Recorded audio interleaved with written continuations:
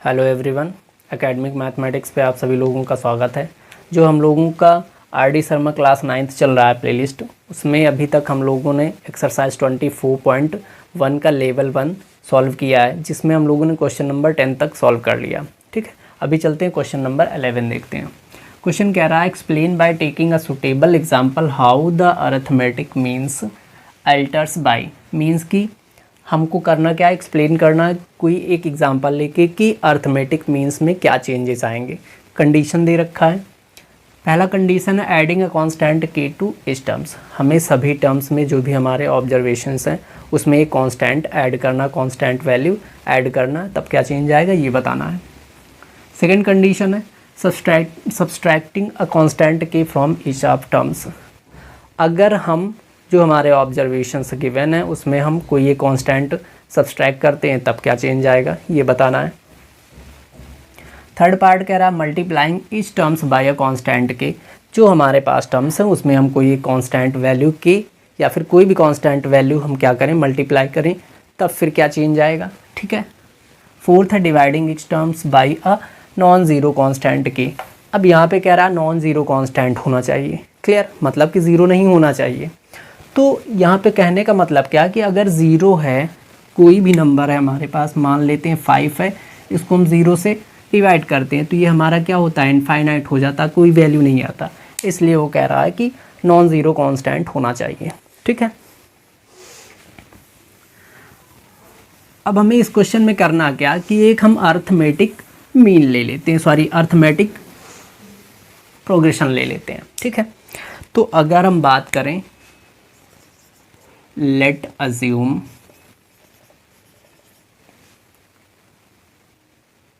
terms means वही हमारा क्या, अर्थमेटिक प्रोग्रेशन।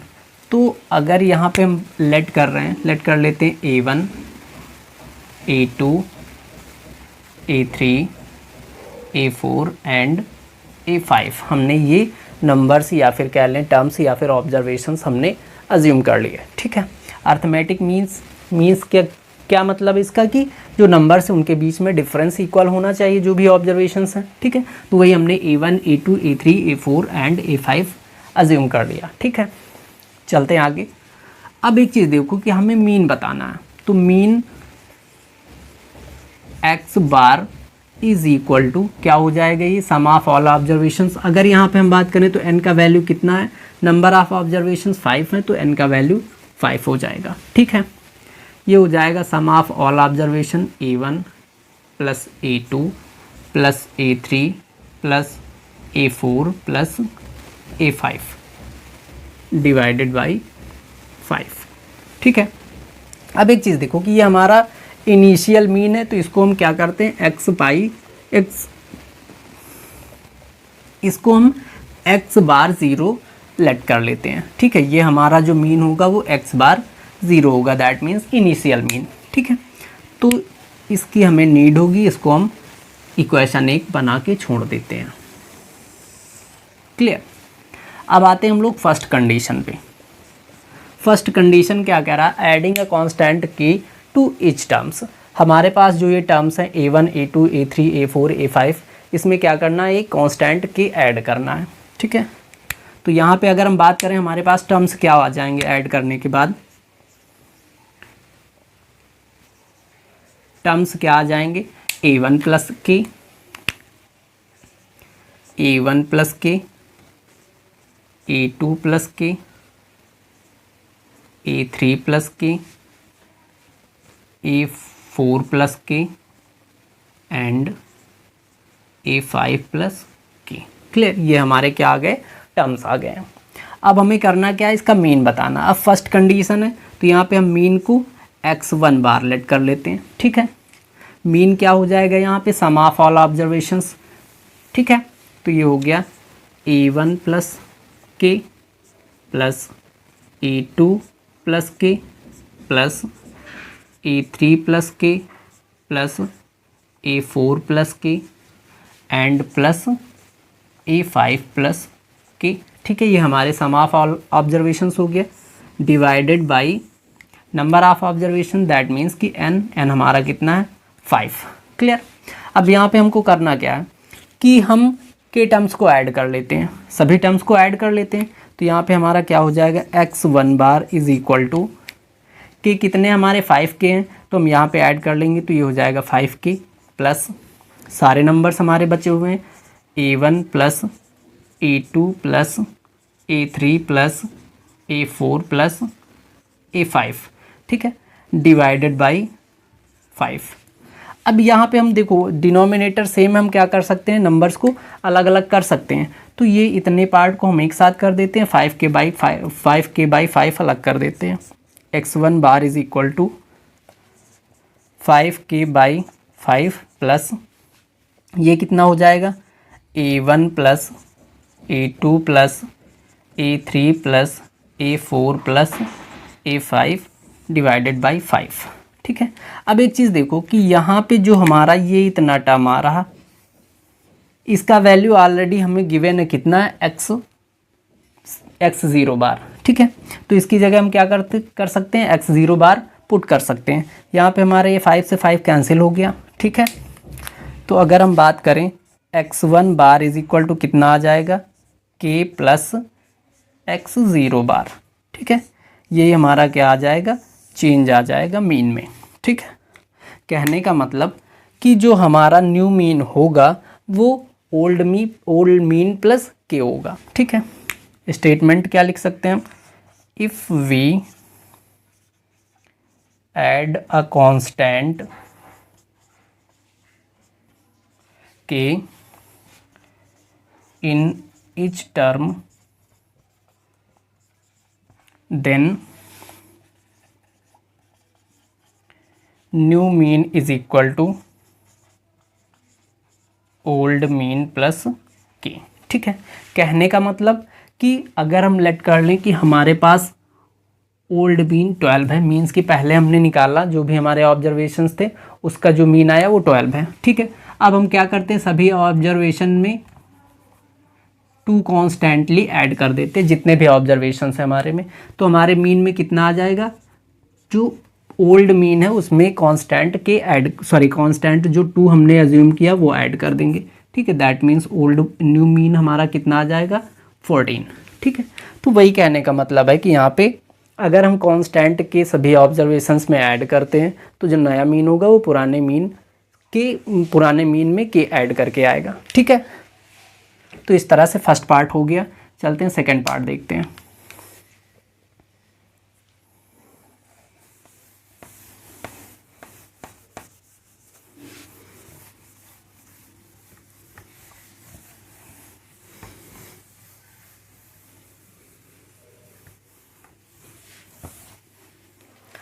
सेकेंड पार्ट की बात करें तो सेकेंड पार्ट कह रहा है सब्सट्रैक्टिंग अ कांस्टेंट के फ्रॉम इच ऑफ टर्म्स। अब जितने भी हमारे टर्म्स हैं means a1 a2 a3 a4 a5 इनमें क्या करना, के को माइनस कर देना। तो यहाँ से सेकेंड कंडीशन, अगर हम बात करें टर्म्स की, टर्म्स हमारे कौन कौन से हो जाएंगे, सभी में ए के कांस्टेंट माइनस करना है। तो ये हो जाएगा a1 माइनस के, a2 माइनस के, a3 माइनस के, a4 माइनस के एंड a5 माइनस के, ठीक है। ये सारे हमारे क्या हो गए, ऑब्जर्वेशंस हो गए कांस्टेंट के माइनस करने के बाद, ठीक है। अब यहाँ पे अगर हम आ जाएं मीन पे, तो मीन अब की बार सेकंड कंडीशन क्या करते हैं, x सेकंड बार लेट करते हैं, ठीक है। Sum of all observation mean a1 minus K plus a2 minus K plus a3 minus K plus a4 minus K plus a5 minus K divided by number of observation. तो हमारे पास observations कितने हैं, 5 है, 5 से हम इसको डिवाइड कर देते हैं, ठीक है। अब हम टर्म्स को अलग अलग कर लेते हैं, मीन्स कि ये x second bar is equal to क्या हो जाएगा, a1 plus a2 plus a3 plus a4 plus a5 divided by 5 minus, अब के हमारे सारे माइनस में, तो वैल्यू आगे क्या आएगा, माइनस में आएगा, ठीक है। 5 टाइम्स के हैं ऐड हो के एक हो जाएगा 5 के बाई 5। ये हमने सभी टर्म्स को क्या किया, जितने हमें जैसे ज़रूरत है अलग कर लिए, ठीक है। क्योंकि अगर बेस सभी का सेम है तो सभी टर्म्स को हम डिवीज़न में जो रखेंगे वो सेम वैल्यू रख सकते हैं। क्लियर। अब एक चीज़ देखो कि हमारे पास ये जो टर्म है इसका वैल्यू ऑलरेडी गिवन है क्वेश्चन में, कितना, x0 बार, ठीक है। तो x second bar is equal to हो जाएगा x0 बार माइनस 5 से 5 हमने कैंसिल कर दिया, बचा कितना, k, ठीक है। तो यही चेंज आ जाएगा हमारे सब्सट्रैक्ट करने के बाद, ठीक है। स्टेटमेंट हम क्या लिखेंगे, if we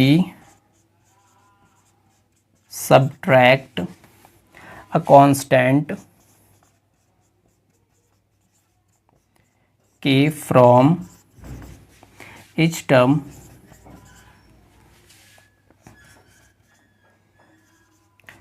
then new mean is equal to old mean minus constant K, ठीक है। वही कहने का मतलब कि अगर कांस्टेंट के सभी टर्म्स में हम माइनस कर रहे हैं तो जो नया मीन आएगा वो क्या होगा, पुराने मीन से माइनस करके आएगा कांस्टेंट को, ठीक है। तो इस तरह सेकंड पार्ट हो गया। चलते थर्ड पार्ट देखते हैं इसका।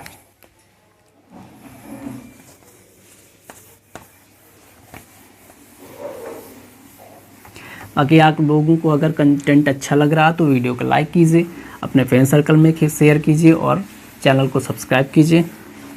और हम लोग नेक्स्ट पार्ट देखते हैं इसका।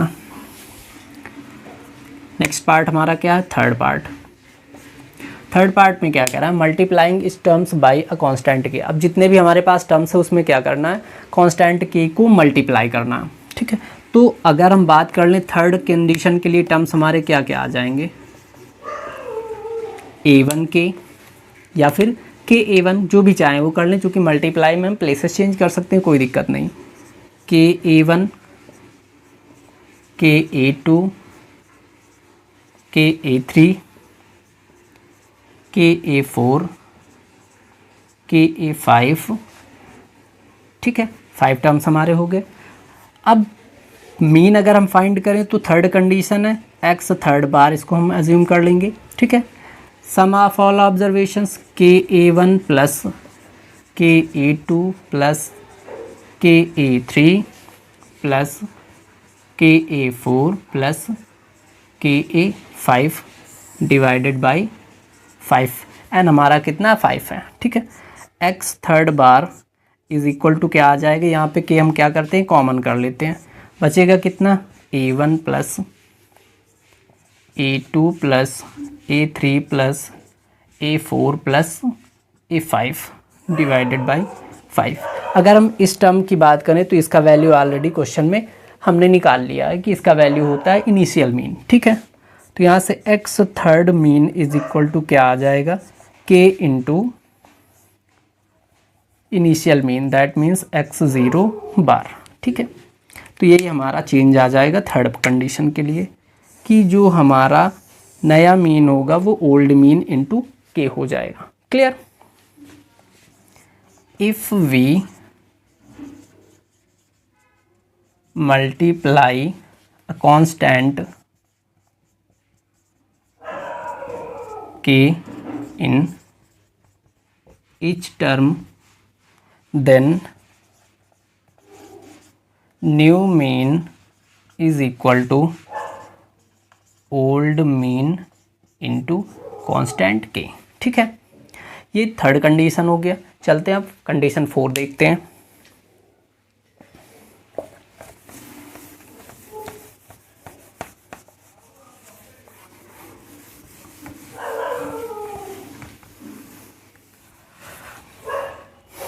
कंडीशन 4 क्या कह रहा कि dividing x terms by a non zero constant K.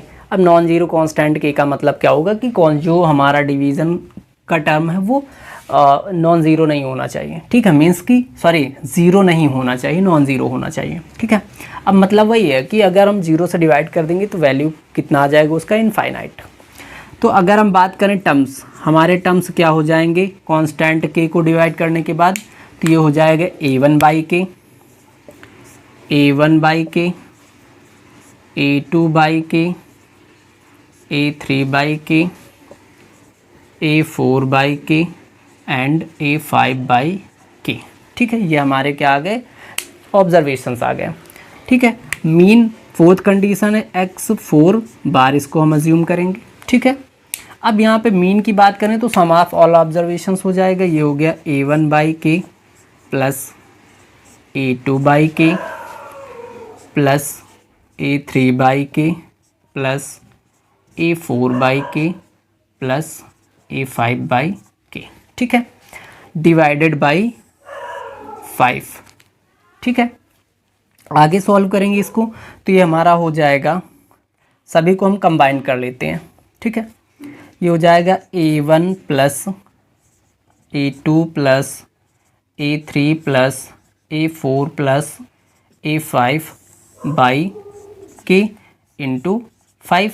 ठीक है, अब 5 क्यों, क्योंकि यहाँ पे 5/1 करेंगे ऊपर जाएगा तो ये रेसिप्रोकल होकर 1/5 हो जाएगा। ठीक है, अब एक चीज़ देखो कि जो A1 plus A2 plus A3 plus A4 plus A5/k है, A5/5 इसका वैल्यू कितना है, x बार 0। ठीक है, तो यहाँ से अगर हम बात करें x fourth bar is equal to कितना आ जाएगा, x fourth bar is equal to इसका वैल्यू इतने का वैल्यू कितना आ गया, x 0 बार। ठीक है, बाई k। ठीक है, मीन्स कि अगर हम ऑब्जर्वेशंस को k से डिवाइड करते हैं तो नया मीन जो होगा वो भी k से डिवाइड होगा। तो यहाँ पे स्टेटमेंट क्या लिखेंगे, इफ वी डिवाइड